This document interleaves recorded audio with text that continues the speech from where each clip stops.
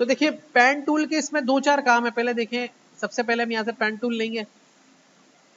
Pen tool लेने के बाद हमारे पास ये इसका फिल है और ये इसका स्ट्रोक है। सबसे पहले पेन टूल लेने के बाद आप यहाँ शेप पे क्लिक करेंगे। शेप पर क्लिक करने के बाद फिल जो है इसका कर देंगे एम्प्टी, नो फिल कर देंगे इसको, और स्ट्रोक पे कोई भी कलर लगा देंगे।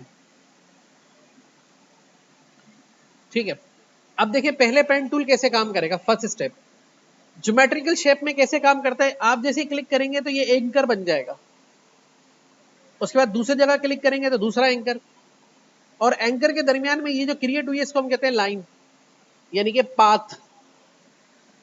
इस तरह से आप शेप जैसे चाहें बना सकते हैं। और फिर कंप्लीट करने का क्या तरीका है, ऐसे लाके दोबारा जहां से शुरू किया वहां पे क्लिक करेंगे तो ये कंप्लीट शेप बन गया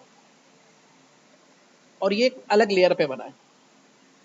फिर से आपने मूव टूल लिया, पेन टूल लिया, शेप, फिल और स्ट्रोक। अब आपने क्लिक किया तो देखिए अलग शेप बन गया। अब आप इसमें से क्या शेप बनाना चाह रही है। लेट्स सपोज आपने इसमें एक शेप बनाया इस तरह का,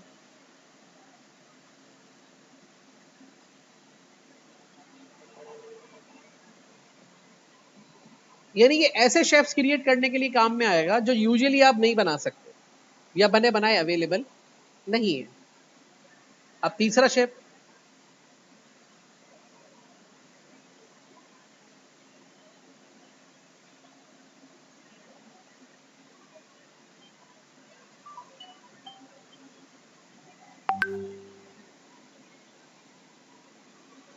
ठीक है।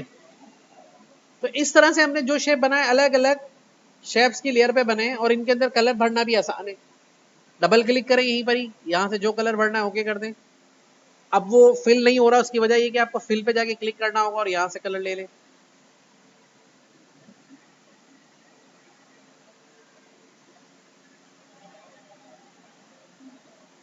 सही है, क्लियर हो गई बात, बिल्कुल 100% क्लियर हो गई।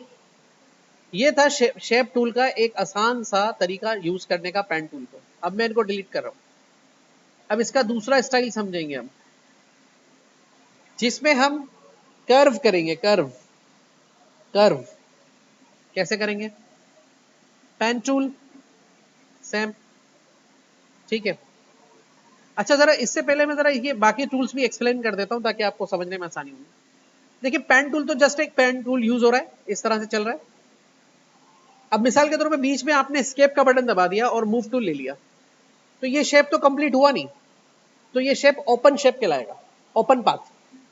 लेकिन बाद में आपको ख्याल आएगा इसको यहीं से कंटिन्यू करना है, तो इसकी लेयर पे क्लिक करके यहां से आप लेंगे पेन टूल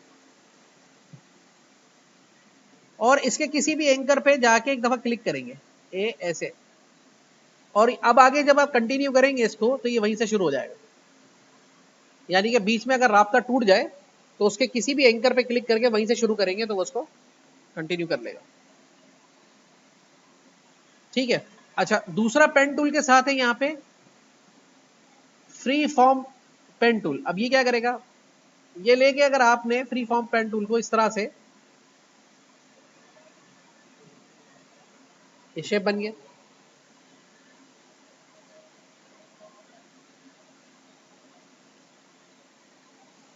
यानी कि डायरेक्टली कोई भी चीज ड्रॉ करके बना दे। ये भी शेप बन गया, ये भी पेन टूल आपको समझ में आ गया, ठीक है। तीसरा है add anchor point tool. Add anchor point tool कैसे काम करेगा।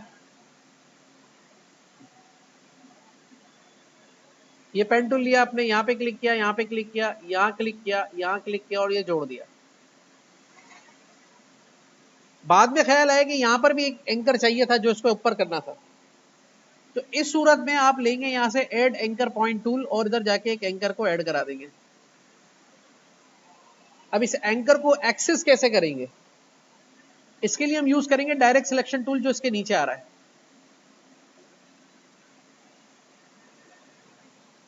अब इस एंकर में आ गया कर्व, ये कर्व कैसे खत्म करेंगे, इसके लिए यहां से एक टूल है जिसका नाम है कन्वर्ट टू पॉइंट। ये कर्व को खत्म करता है कॉर्नर्स के अंदर और कॉर्नर्स को दोबारा क्लिक करके कन्वर्ट कर देता है कर्व्स के अंदर। यानी कि ये कॉर्नर्स हैं तो इसको कर्व में कन्वर्ट कर देगा, पकड़ के खींचना होगा। और ये कर्व है और इस पे क्लिक करेंगे तो कॉर्नर्स पे कन्वर्ट कर देगा। और इसमें एक और टूल है जिसका नाम है डिलीट एंकर पॉइंट टूल। ये क्या करेगा, इन एंकर्स को डिलीट कर देगा। समझ में आ गई बात? तो अब पेन टूल का दूसरा इस्तेमाल कर्व के साथ कैसे करते हैं। ये पेन टूल लिया आपने यहां से, शेप, नो फिल और लाइन। अब देखिए मैं एक शेप निकालूंगा इसके अंदर से। ये मैंने क्लिक किया, ठीक है, और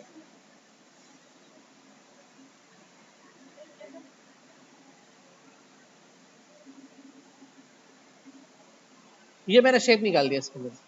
अब ये कैसे निकला, देखिए सबसे पहले आपने पेन टूल लिया और नया लेयर लेके, देखिए जब आप क्लिक करके छोड़ देंगे, क्लिक करके छोड़ देंगे तो वो एक कॉर्नर पॉइंट है।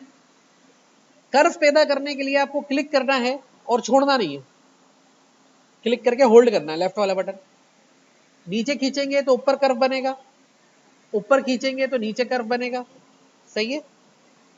अब जब कर्व बनेगा तो ये हैंडल भी बड़े हो जाएंगे। अगला जहां आप क्लिक करेंगे वो इस हैंडल के 50% से रोटेट होके आएगा। अगर आप आगे जाएंगे तो ऑटो 50% से घूमेगा, अगर आप पीछे आएंगे तो इसके 50% से घूमेगा। लेट सपोज मैं यहाँ पीछे आ रहा हूं तो ये देखो 50% से घूमा, लेकिन मैं नीचे की तरफ घुमाना चाह रहा हूं तो ये देखो इसको मुझे खींच के ऊपर ले जाना पड़ेगा इस तरीके से, और फिर मुझे लाके यहाँ क्लिक करना पड़ेगा। अब यहाँ पे क्लिक करने पे क्या हो, ये चीज भी क्रिएट हो गई। इससे बचने का क्या तरीका, ये हैंडल कैसे खत्म होगा। हैंडल को खत्म करने के दो तरीके। एक तरीका है ऑल्टर का बटन दबाओ और इस एंकर पे क्लिक करो, हैंडल खत्म। लेकिन नीचे वाला हैंडल खत्म हुआ, ऊपर वाला तो खत्म नहीं हुआ।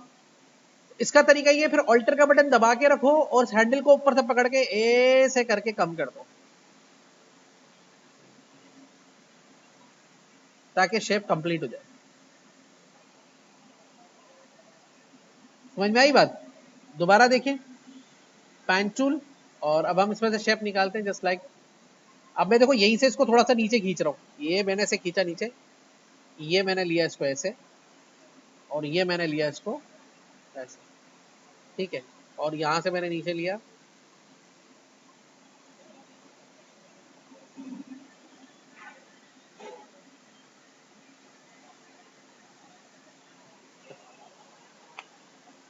समझ में आई बात या नहीं समझ में आई? बस इस तरह से ये पेन टूल काम करता है, ठीक है। अब हम इसको स्टॉप करते हैं।